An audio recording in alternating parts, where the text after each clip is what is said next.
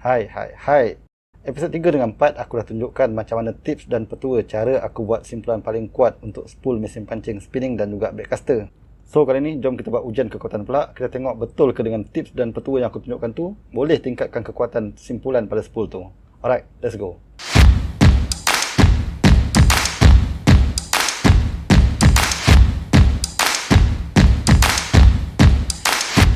Assalamualaikum dan salam sejahtera. Hello sahabat hobi. Alright gang, kita dah sampai episod kelima. So jom kita buat ujian kekuatan. Kita tengok betul ke dengan tips yang aku tunjukkan tu dapat tingkatkan kekuatan pada simpulan spool tu ataupun aku gebang je lebih. Buat korang yang pertama kali tengok siri ni, aku cadangkan setidak-tidaknya korang kena tengok start daripada episod 3 dengan episod 4. Sebab pada episod kali ni aku hanya akan terus buat ujian kekuatan pada tips dan petua yang aku dah tunjukkan masa episod 3 dengan 4. Dan lepas tu aku akan terus jump pada conclusion. Okay, kita terus discuss dan kita terus buat kesimpulan. Dan pada korang yang belum subscribe Pendekar Bangun channel lagi, aku minta tolong sangat ke korang. Korang tolong klik pada bucu ni, ada button untuk korang boleh subscribe. Alright, thank you geng. Tapi ingat, korang kena tonton sampai habis. Sebab lepas video ujian kekuatan ni, aku akan ulas perbandingan kekuatan sebelum dan selepas kita gunakan tips ni. Dan aku nak share masa bila korang boleh gunakan tips yang aku tunjukkan ni, dan masa bila korang jangan gunakan tips ni, dan siapa yang sesuai gunakan tips ni, dan siapa yang jangan gunakan tips yang aku tunjukkan tu. Alright geng, let's go.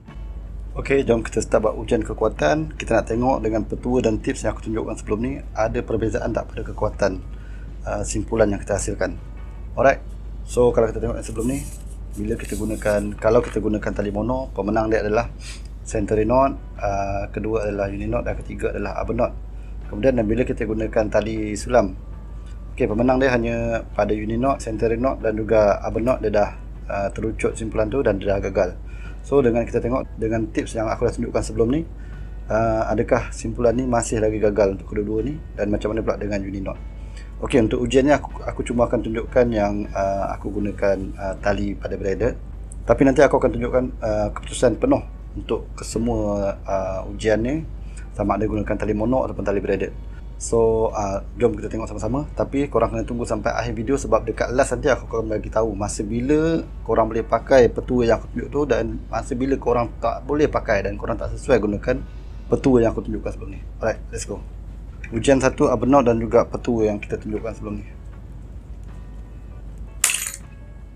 Ok, 20.4. Dan kalau korang tengok, dia tak putus pada simpulan, dan dia sebenarnya dia putus ni pada mana? Pada persilangan tadi tu.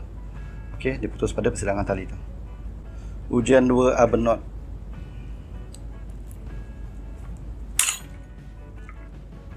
Ok, sama. Dah up pula daripada 20 tadi, sekarang 23. Dan tengok, simpulan tu dah tak slip lagi, dan juga dia putus pada persilangan tali. Alright. Ujian 3 arbor knot. Kali ni aku saja lebihkan dia punya tagline. Nak tengok dia tu sebenarnya terlucut ke tidak. Kan baru kita nampak. Sebelum ni kita nampak jelas dia terlucut. 1 kali,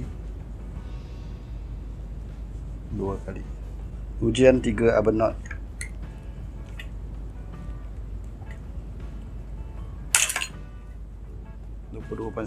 Ok, tengok tagline tadi tak terlucut dan putus pada persilangan. Alright, kita terus tekan. Ujian 1 century knot. Sama juga aku lebihkan tagline sebab sebelum ni dia terlucut. Ujian 1 century knot.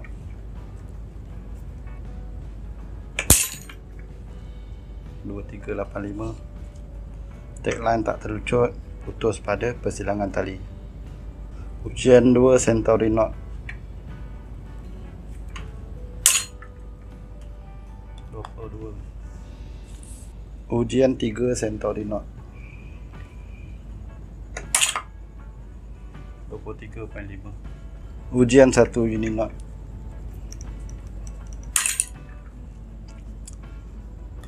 Ujian 2 uni knot.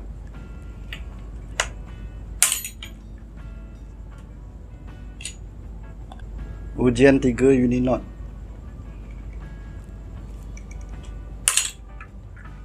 Ok, jangan stop tonton video ni. Kejap lagi aku akan ulas tentang masa bila korang boleh pakai kaedah ni, masa bila korang jangan pakai kaedah ni, dan juga aku akan share tentang keputusan ujian masa aku gunakan tali mono. Dan korang jangan lupa subscribe, like dan komen. Ok, dah habis dah ujian kita. So jom kita tengok perbandingan sebelum dan juga selepas kita gunakan tips yang aku tunjukkan tu. Alright, let's go. Okey, kita tengok yang sebelum dulu. Okey, kalau masa kita gunakan tali mono, kalau kita tengok yang lepas Arbor knot, okey, dia breaking point dia adalah pada 59%.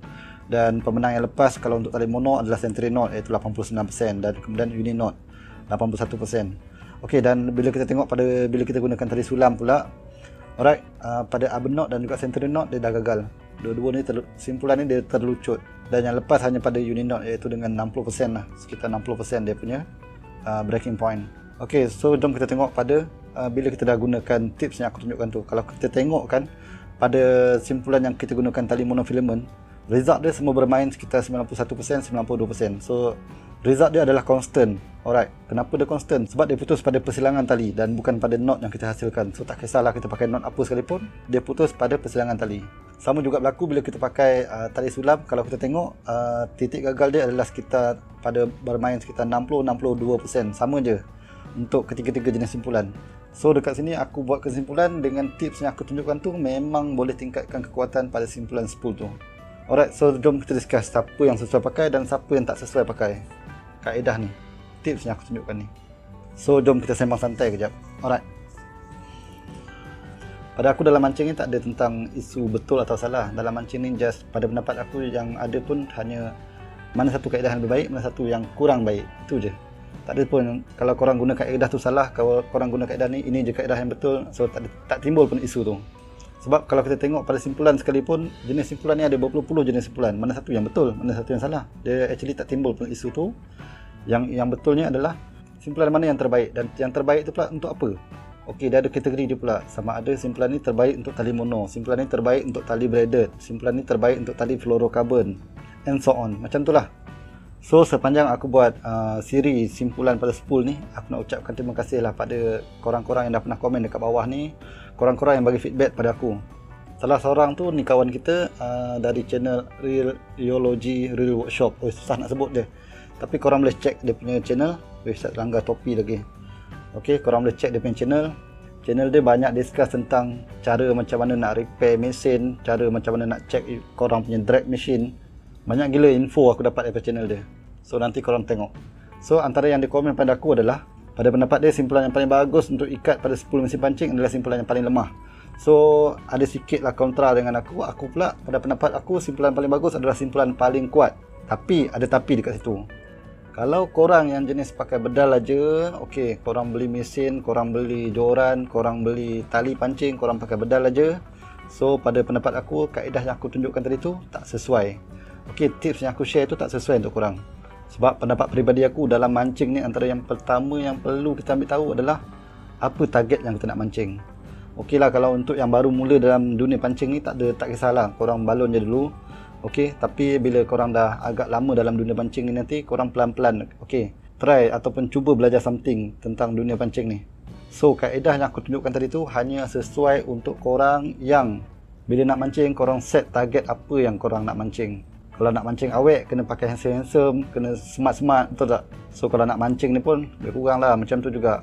Kita kena setting, okey, kalau first, okey, kita kena setting dari segi poundage doran kita kena setting dari segi machine kita kena setting dari segi poundage tali pancing yang kita akan gunakan. So kalau korang setting molek ketiga-tiga yang aku cakap tadi ni, okey, korang boleh gunakan teknik yang aku share tu. Sebab macam kawan yang aku cakap tadi tu, dia bagi tahu aku kalau pada pendapat dia, bila tali dah sampai hujung spool, dia anggap sebagai pertarungan tu dia dah kalah lah. Tapi aku simple je.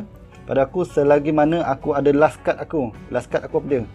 Simpulan tu lah. Simpulan ataupun ikatan pada spool tu, itu sebagai last cut aku. Kalau aku nak kalah sekalipun, aku nak tewas sekali pertarungan tu pun, biarlah kekalahan aku tu disebabkan pada last cut aku tadi tu. Aku putus pada simpulan aku. Aku dah buat simpulan yang paling kuat. Perlu ke risau untuk mesin kita rosak lah, peralatan kita rosak, joran kita rosak. Tak perlu risau. Sebab macam aku cakap tadi, first korang dah setting korang punya poundage pancingan korang. Contoh kalau kita pakai ultralight, okey, maksimum korang punya setting adalah 6 pound. So kalau dengan ujian kita tadi tu, okey, dia punya breaking point adalah pada 60%. So apa kita nak risau? Okey, kalau kita punya tali pada 6 pound, okey, dia akan putus pada 3.6 pound. Macam tu juga kalau korang pakai setting light, medium, heavy ke, extra heavy ke, setting kena betul dulu. Tapi kalau korang yang pakai setting ultralight tapi korang pakai tali sampai 30 pound, so korang jangan pakai teknik yang aku tunjukkan tadi tu. Dan kalau korang perasan, aku pernah buat ujian-ujian kekuatan untuk tali pancing.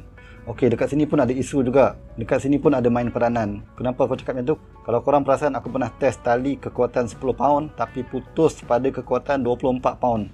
So dekat sini memang out lah.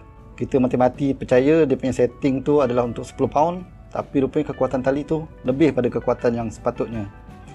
Masa ni dia akan bagi kesan pada kita punya peralatan pancing. So tu je lah sembang santai aku untuk kali ni. Tapi walaupun sembang santai, tapi biarlah sembang kita tu sembang yang berilmiah. Dan apa teknik sekalipun kita pakai, kita kena pastikan teknik kita tu betul pada setting kita. Macam aku cakap tadi, dalam mancingan tak ada apa yang betul, tak ada apa yang salah, sama-samalah kita explore. Dan tak payah sembang lah kalau korang dah ada pengalaman 30-40 tahun. Korang kata korang dah tahu semua sekali tentang mancing, tak usah sembang lah. Sebab pada aku, lagi aku selam tentang masa aku nak buat YouTube ni, aku belajar macam-macam, lagi macam-macam aku rasa aku tak tahu. So kalau korang rasa cara aku salah dan mungkin korang ada pendapat korang, tolong bubuh kat komen. InsyaAllah sama-sama kita belajar untuk kita tambah baik lagi apa ilmu yang kita ada. Okey, dah panjang dah aku bebel ni. Dan kalau korang rasa video ni ada bagi manfaat, jangan lupa like, subscribe dan juga komen. Dan yang paling penting, macam biasa aku cakap, antara kita semua ni, antara kita ni, korang mancing lah pakai teknik jigging sekalipun, kau pakai teknik casting sekalipun, korang pakai popping sekalipun, korang nak pakai bangla sekalipun, korang masih kekal dengan mancing pakai pancing buluh sekalipun, korang berkoyan sekalipun, antara kita semua tak ada beza darjat. Kita semua adalah sahabat hobi. We are anglers. Adios. Wassalam.